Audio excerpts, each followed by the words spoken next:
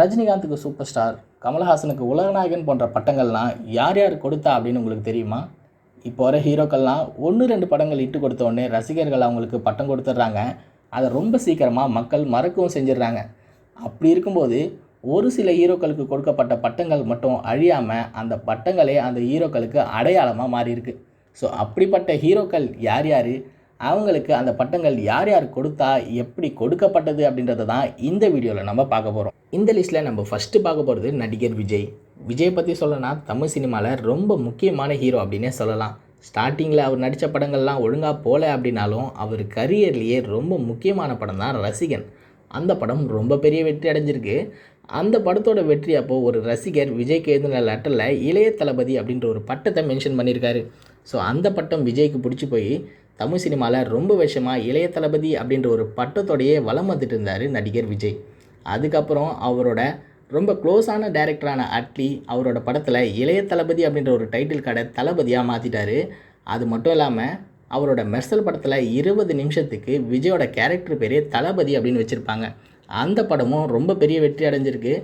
அதுலேருந்து தமிழ் சினிமா ரசிகர்களால் தளபதி அப்படின்னு செல்லமாக அழைக்கப்பட்டு வர்றாரு நடிகர் விஜய்.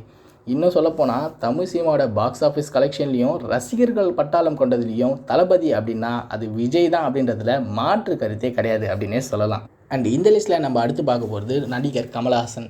நடிகர் கமலஹாசனை பற்றி சொல்லணும்னா தமிழ் சினிமாவோட என்சைக்ளோபீடியா அப்படின்னே சொல்லலாம். ஏன்னா அவருக்கு சினிமாவை பற்றி தெரியாத விஷயமே கிடையாது. ஸோ அப்படிப்பட்ட நடிகர் கமலஹாசனுக்கு உலகநாயகன் அப்படின்ற ஒரு பட்டம் கொடுத்தது நம்ம இயக்குனர் KS ரவிக்குமார். இவரோட தெனாலி அப்படின்ற ஒரு படத்தில் தான் இந்த டைட்டில் கார்டை யூஸ் பண்ணியிருப்பாங்க. இருந்தாலும் ஸ்டார்டிங்கில் கமலுக்கு இந்த மாதிரியான பட்டங்கள்லாம் அவர் பேருக்கு முன்னாடி போகிறது பிடிக்கவே இல்லையா. பட் அவரோட டைரக்டர்ஸ்லாம் நிறைய பேர் வற்புறுத்துனதுனால தான் இந்த பட்டத்தை போட ஏற்றுக்கிட்டாரு அப்படின்னு சொல்லப்படுது. இருந்தாலும் உலகநாயகன் அப்படின்ற ஒரு பட்டம் கமலை தவிர யாருக்குமே பொருந்தாது அப்படின்றதுல மாற்று கருத்தே கிடையாது. அண்ட் இந்த லிஸ்ட்டில் அடுத்து வர ஒரு நடிகர் அஜித்குமார். அஜித்தை பற்றி சொல்லணும்னா தமிழ் சினிமாவில் முன்னணி ஹீரோ அப்படின்னே சொல்லலாம். ஸ்டார்டிங்கில் சாக்லேட் பாயாகவே நடிச்சிருந்த அஜித்குமாரை ஆக்ஷன் ஹீரோவாக காட்டினது நம்ம AR முருகதாஸ். அவர் எடுத்த தீனா படத்தில் அஜித்தை ஆக்ஷன் ஹீரோவாக காமிச்சிருப்பாங்க. அந்த படமும் மிகப்பெரிய வெற்றி அடைஞ்சிருக்கு. அந்த படத்தோட வெற்றிக்கு அப்புறமா தான் அஜித்துக்கு ஃபேன் பேஸும் அதிகமாக இருக்குது. அந்த படத்தில் ஒரு சீனில் மகாநதி சங்கர் அஜித்தை தலை அப்படின்னு கூப்பிட்ருப்பாரு. அந்த பேர் அஜித்துக்கு ஃப்யூச்சரில் பட்ட பேராகவே மாறிடுச்சு. இன்னும் சொல்லப்போனால் தமிழ்நாட்டோட தலை அப்படின்னா அது அஜித் தான் அப்படின்ற அளவுக்கு பிரபலமாயிட்டார் அஜித்குமார். ஆனால் சமீபத்தில் அஜித்குமார் என்னை தலை அப்படின்னு கூப்பிட்றதுல எனக்கு விருப்பம் கிடையாது, என்னை எல்லாரும் AK அப்படின்னும் அஜித்குமார் அப்படின்னும் கூப்பிட்டா போதும் அப்படின்னு அதிகாரப்பூர்வமாகவே அறிவிச்சிட்டார். அண்ட் இந்த லிஸ்ட்டில் நம்ம அடுத்து பார்க்க போகிறது நடிகர் விக்ரம். விக்ரம் பற்றி சொல்லணும்னா அவரோட முதல் படமான சேதுவே ரொம்ப பெரிய ஹிட்டு. அந்த படத்துலேயே அவருக்கு சியான் அப்படின்னு ஒரு பட்டப்பேரை வச்சுருப்பார் இயக்குனர் பாலா. சியான் அப்படின்னா என்ன அர்த்தம் அப்படின்னு படத்துலேயே கேட்குற மாதிரி ஒரு 15 நிமிஷம் சீனை வச்சுருப்பார் இயக்குனர் பாலா. ஆனால் படத்தில் அதுக்கான விளக்கத்தை சொல்லியிருக்கவே மாட்டாங்க. லேட்டராக அந்த படம் வெற்றி அடைஞ்சதுக்கப்புறமா ஒரு ப்ரெஸ் மீட்டில் சியான் அப்படின்னா கட்டிக்காரன் அப்படின்னு ஒரு விளக்கத்தை சொல்லியிருப்பார் இயக்குனர் பாலா. அந்த படம் வெற்றி அடைஞ்சதுனால விக்ரம் ஃபேன்ஸ் எல்லாருமே இன்றைக்கி வரைக்கும் அவரை சியான் அப்படின்னு அன்பாக கூப்பிட்டுட்டு வராங்க. இன்னும் சியான் அப்படின்ற ஒரு பட்டத்தோடையே விக்ரம் தமிழ் சினிமாவில் வலம் வந்துட்டுருக்காரு. அண்ட் இந்த லிஸ்ட்டில் நம்ம அடுத்து பார்க்க போகிறது ஜெமினி கணேசன். இவரை பற்றி சொல்லணும்னா இவரோட உண்மையான பேர் கணபதி சுப்பிரமணியன் சர்மா. புதுக்கோட்டையில் பிறந்த இவர் சினிமாக்காக இவரோட பேரை ராமசாமி கணேசன் அப்படின்னு மாற்றி வச்சுட்டு இருந்திருக்காரு. பட் ஜெமினி ஸ்டுடியோஸில் ஒர்க் பண்ணி புகழ் பெற்றதுனால ஜெமினி கணேசன் அப்படின்ற ஒரு பேரே சினிமாவில் இவருக்கு ஒட்டிக்கிச்சு.